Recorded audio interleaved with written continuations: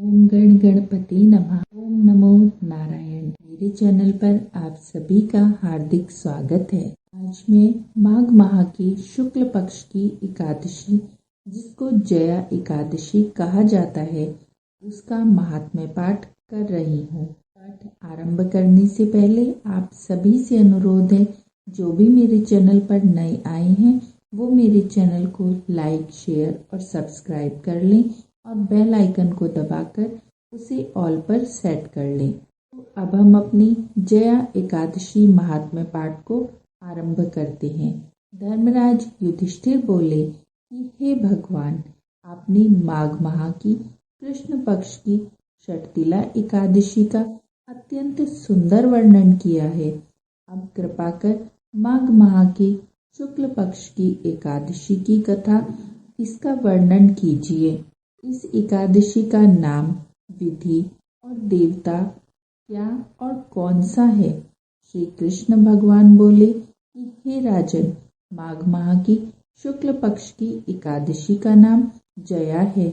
इस एकादशी व्रत से मनुष्य ब्रह्म हत्या के पाप से छूट जाते हैं और अंत में उनको स्वर्ग की प्राप्ति होती है।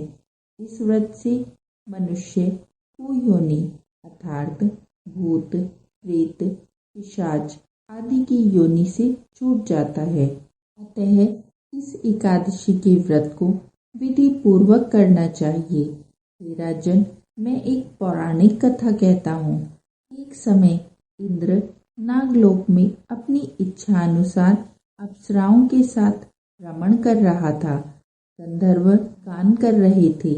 वहाँ गंधर्वों में प्रसिद्ध पुष्पवंत, उसकी लड़की तथा चित्रसेन की स्त्री मलिन, ये सब थे। उस जगह मलिन का लड़का पुष्पवान और उसका लड़का माल्यवान भी था।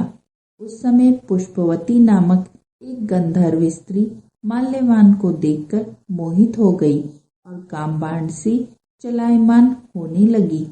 उसने रूप, सौंदर्य, हाव भाव आदि द्वारा माल्यवान को वश में कर लिया। पुष्पवती के सौंदर्य को देखकर माल्यवान भी मोहित हो गया। अतः ये दोनों कामदेव के वश में हो गए। परंतु फिर भी इंद्र के बुलाने पर नाच गाने के लिए जाना पड़ा और अप्सराओं के साथ गाना शुरू किया। परंतु कामदेव के प्रभाव से इनका मन न लगा और अशुद्ध गाना गाने लगे। इनकी भाव भंगिमाओं को देखकर इंद्र ने इनके प्रेम को समझ लिया और इनमें अपना अपमान समझ इंद्र इन्हें श्राप दे दिया कि तुम स्त्री पुरुष के रूप में मृत्युलोक में जाकर पिशाच का रूप धारण करो और अपने कर्मों का फल भोगो। इंद्र का श्राप सुनकर ये अत्यंत दुखी हुए और हिमालय पर्वत पर पिशाच बनकर दुख पूर्वक अपना जीवन व्यतीत करने लगे। रात दिन में उन्हें एक क्षण भी निद्रा नहीं आती थी। इस स्थान पर अत्यंत सर्दी थी। एक दिन पिशाच ने अपनी स्त्री से कहा, न मालूम हमने पिछले जन्म में ऐसे कौन से पाप किए हैं जिससे हमें इतनी दुखदायी यह पिशाच योनि प्राप्त हुई है। देव योग से एक दिन माघ माह के शुक्ल पक्ष की जया नाम की एकादशी आई। इस दिन दोनों ने कुछ भी भोजन नहीं किया और न कोई पाप कर्म ही किया। इस दिन केवल फल फूल खाकर ही दिन व्यतीत किया और महान दुख के साथ पीपल के वृक्ष के नीचे बैठ गए। वह रात्रि इन दोनों ने एक दूसरे से लिपटकर बड़ी कठिनता के साथ काटी।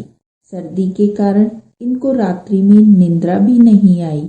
दूसरे दिन प्रातःकाल होते ही भगवान के प्रभाव से इनकी पिशाच देह छूट गई और अत्यंत सुंदर अप्सरा और गंधर्व की देह धारण करके तथा सुंदर वस्त्रों तथा आभूषणों से अलंकृत होकर नागलोक को प्रस्थान किया। आकाश में देवगण तथा गंधर्व इनकी स्तुति तथा पुष्प वर्षा करने लगे। नागलोक में जाकर इन दोनों ने देवराज इंद्र को प्रणाम किया। इंद्र को भी इन्हें अपने प्रथम रूप में देखकर महान आश्चर्य हुआ और इनसे पूछने लगे कि तुमने अपनी पिशाच देह से किस प्रकार छुटकारा पाया, सो सब बतलाओ।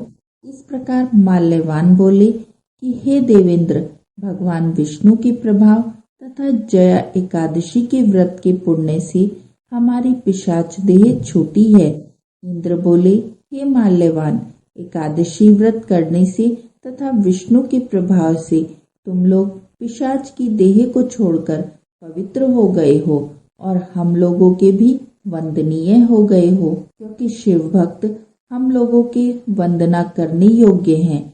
अतः आपको धन्य है। अब तुम पुष्पवती के साथ जाकर विहार करो।